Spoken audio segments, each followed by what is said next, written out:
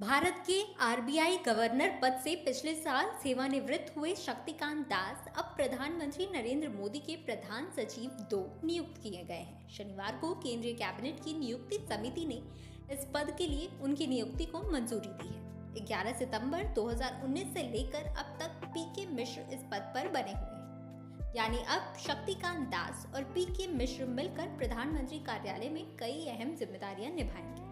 ताजा आदेश के मुताबिक शक्तिकांत दास की नियुक्ति प्रधानमंत्री मोदी के कार्यकाल या फिर अगले आदेश तक जारी रहेगी। ऐसे में जानना अहम है कि आखिर शक्तिकांत दास कौन है और उनका अनुभव क्या रहा है।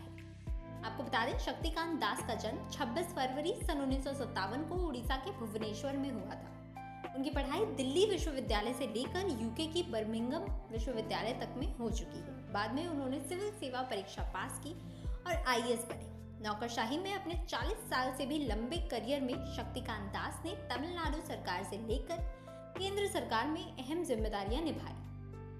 आरबीआई गवर्नर के तौर पर अपनी उपलब्धियों के चलते अमेरिकी मैगजीन ग्लोबल फाइनेंस ने शक्तिकांत दास को 3 बार दुनिया का सर्वश्रेष्ठ केंद्रीय बैंकर चुना।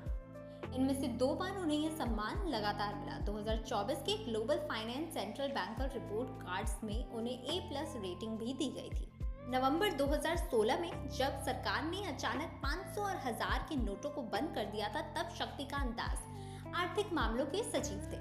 ऐसे में नोटबंदी की पूरी प्रक्रिया के दौरान उनकी अहम भूमिका रही। उस समय सरकार ने इस कदम को काले धन, भ्रष्टाचार और आतंकवादी के वित्त पोषण पर अंकुश लगाने के उद्देश्य से उचित ठहराया था। लेकिन कई लोगों ने आम आदमी को होने वाली परेशानी के लिए इस फैसले की आलोचना भी की थी। हालांकि शक्तिकांत दास ने इस फैसले का बचाव किया था और धीरे धीरे हालात सामान्य होने का अभियान जारी रखा। शक्तिकांत दास के आरबीआई का गवर्नर पद संभालने के बाद से आरबीआई की स्वायत्तता का मुद्दा समाचारों की सुर्खियों में नहीं आया। वे अपने सहकर्मियों और मीडिया के साथ भी स्पष्ट और मिलनसार रहे हैं। वो एक आम सहमति वाले व्यक्ति हैं जिन्होंने दिल्ली के साथ अपने संचार माध्यमों को जीवंत बनाए रखा। इसी साल की शुरुआत में केंद्रीय बैंक ने सरकार को 2.11 लाख करोड़ रुपए का अब तक सर्वाधिक लाभांश दिया था। शक्तिकांत दास को जो पद सौंपा गया है, उसके तहत वह प्रधानमंत्री मोदी के साथ सीधे तौर पर जुड़े रहेंगे। ये पद पीएम के निजी सचिव की तरह का पद है, यानी शक्तिकांत दास अब पीके मिश्रा के साथ प्रधानमंत्री कार्यालय में प्रबंधन के लिए जिम्मेदार होंगे। आमतौर पर इस पद पर आईएएस अफसर को ही नियुक्ति मिलती है। 2019 के बाद से प्रधानमंत्री के प्रधान सचिव को कैबिनेट मंत्री के बराबर का दर्जा हासिल है।